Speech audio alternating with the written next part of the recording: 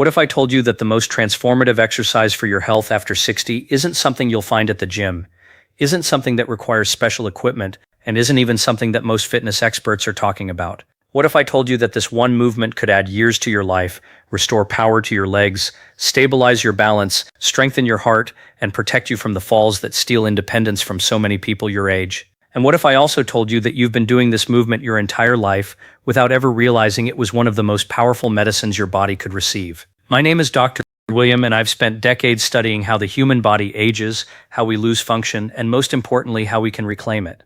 I'm not here to criticize walking or diminish its value, but I am here to reveal something that research has made absolutely clear.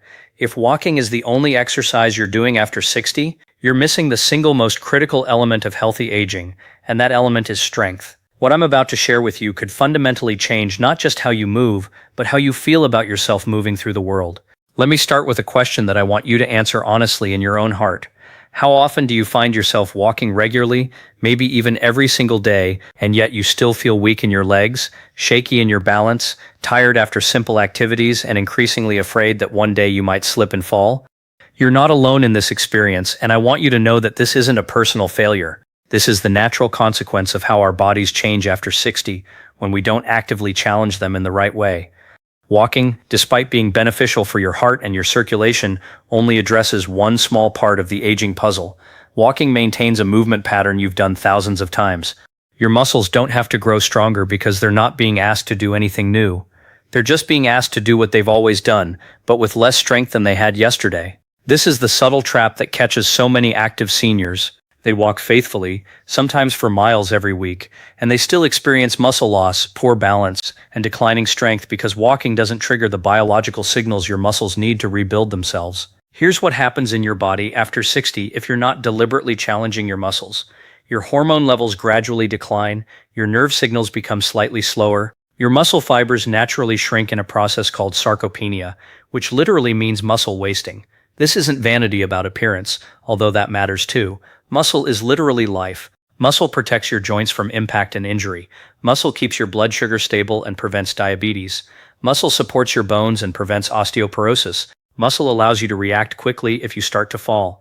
Muscle is what lets you live independently, travel, play with grandchildren, and maintain your freedom. The tragedy is that most people don't realize that their strength is declining until they've lost so much that simple tasks become difficult or impossible. And by then, the work of rebuilding is much harder than the work of maintaining would have been.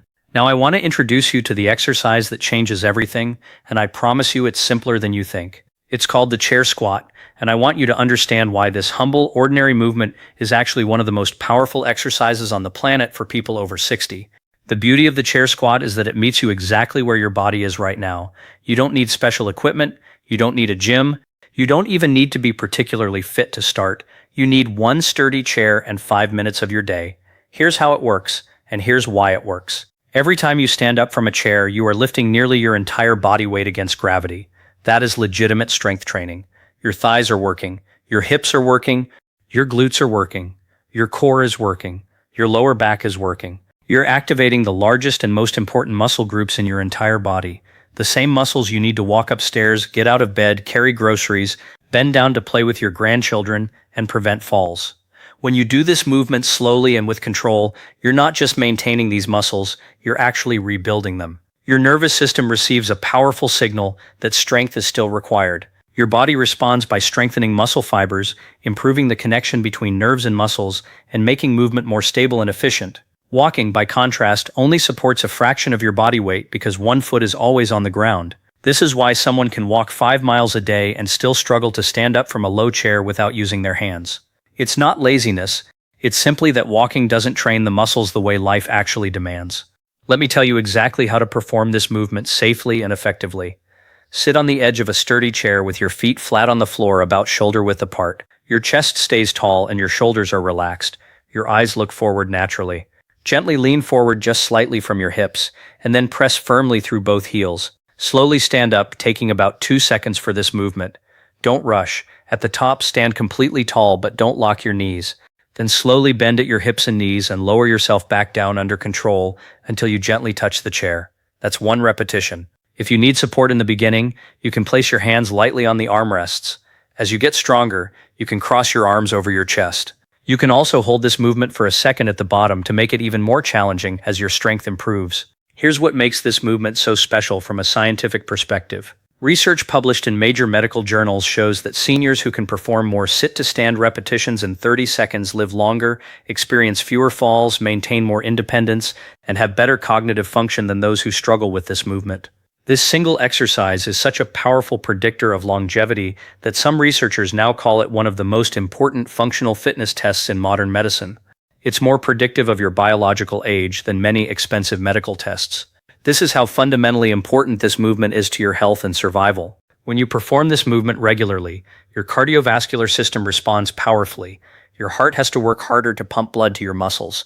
Your circulation improves. Your oxygen delivery increases. Your metabolism becomes more efficient. You're not just strengthening your muscles, you're strengthening your entire system in ways that walking alone cannot achieve. Additionally, when you challenge your muscles through strength movements, your body releases powerful compounds called myokines. These are chemical messengers that travel through your bloodstream and reduce inflammation throughout your body, improve insulin sensitivity, support brain health, and even protect against chronic diseases. This is one of the ways that strength training protects you at a cellular level. Walking produces some of these benefits, but resistance-based movements like chair squats trigger a much more powerful response. Balance is another critical benefit that often goes overlooked. Falls are the leading cause of injury-related death in older adults. Falls steal independence. A single fall can change your life forever. Every time you slowly stand up from a chair with control, your nervous system practices balance, coordination, and proprioception. Your brain learns how to keep your body stable in real-world conditions. This trains the exact skills your body needs to prevent falls in daily life. This is protection you cannot get from walking. Now let me address something I hear from many people. Some of you are thinking that you might have sore knees, a sensitive back, or you've been inactive for years. I want you to know that these concerns are completely valid, but they don't have to stop you. This exercise can be adapted to meet your body exactly where it is. If your knees are sensitive, you simply don't lower yourself as deeply. You only move through the range of motion that feels comfortable and safe. If your back is tight, you keep your chest tall and your movements slow and deliberate.